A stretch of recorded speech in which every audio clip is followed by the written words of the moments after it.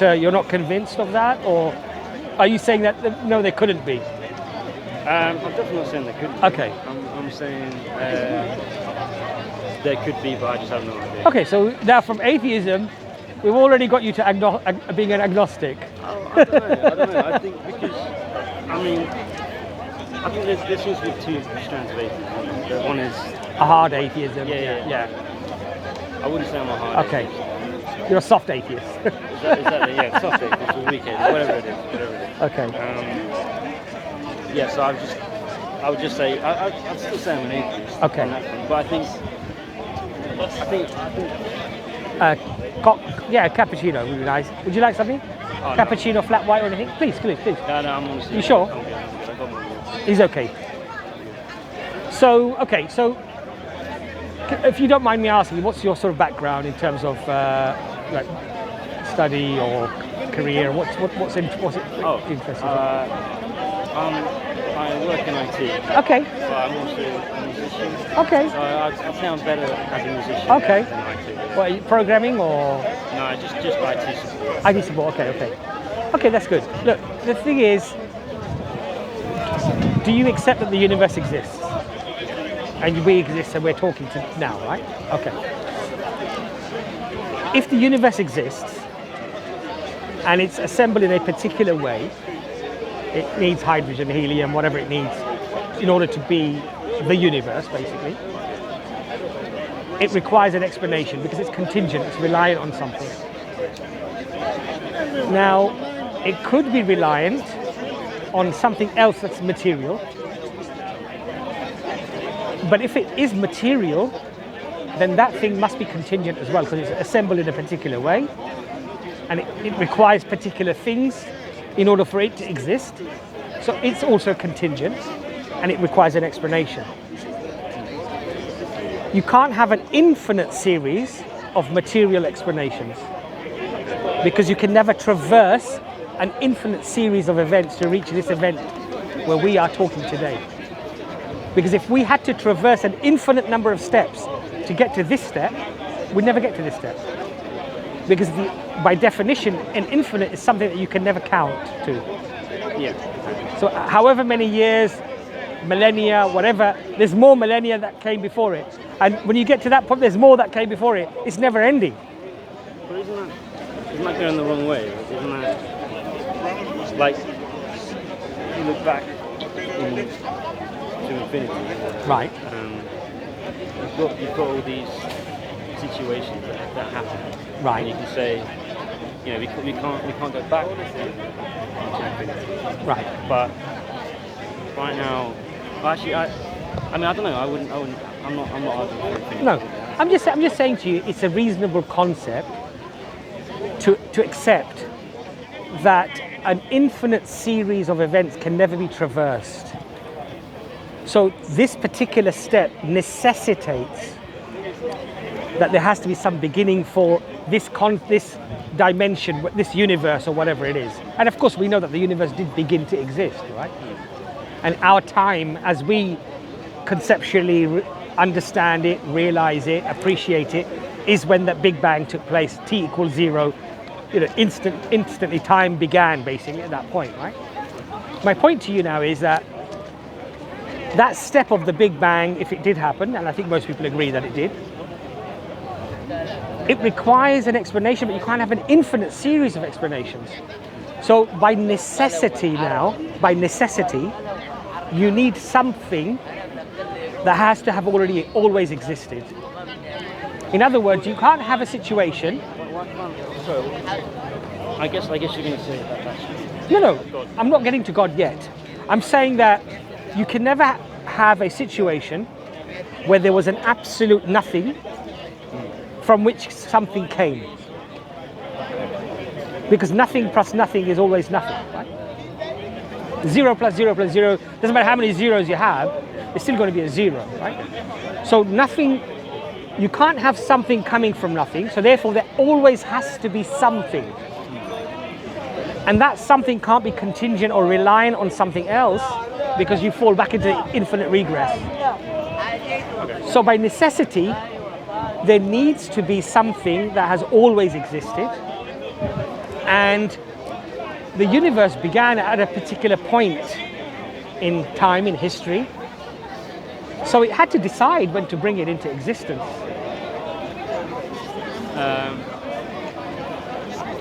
Why does it need to be like a decision? Because if that something has always existed, and it had the properties necessary to bring this universe into existence, then it had an eternity to have brought the universe into existence.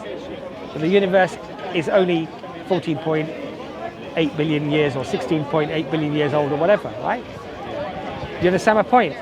So if it didn't guide a process to bring this universe into existence and simply had the inherent quality to just bring it in without any consciousness, without any decision, then it had an infinite past history to have brought this universe into existence.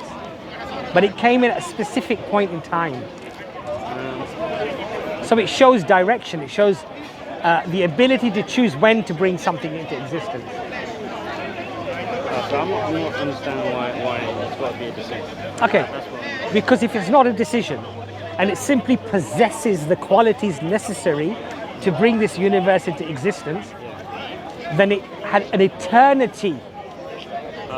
It had an eternal history, eternal past, where every potential that could have come out from this necessary existence would have already come into existence. Because it had an eternity to do that.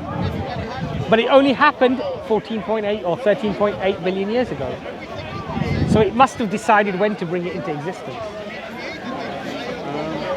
And it has to be incredibly powerful, whatever this thing is. Whatever this thing is, has to be more powerful than the universe. Why is that? Well, how can something of lesser power bring something into existence that has greater power than itself? If I have... something like dynamite. Yeah, but dynamite inherently has that energy trapped within it. You're only releasing it by lighting the fuse. Or like a human, like anything in existence that a human creates. Yeah.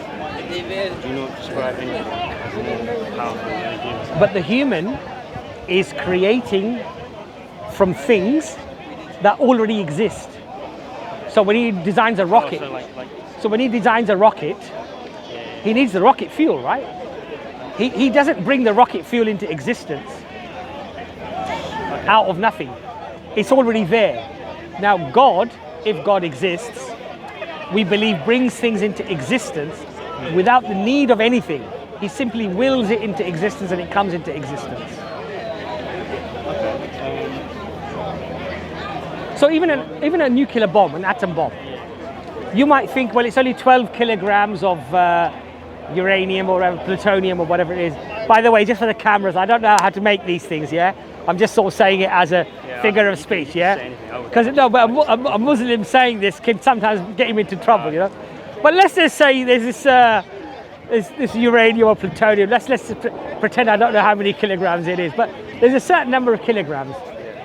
If you fire a trigger at high speed into that and it reaches critical mass, you get this massive explosion, right?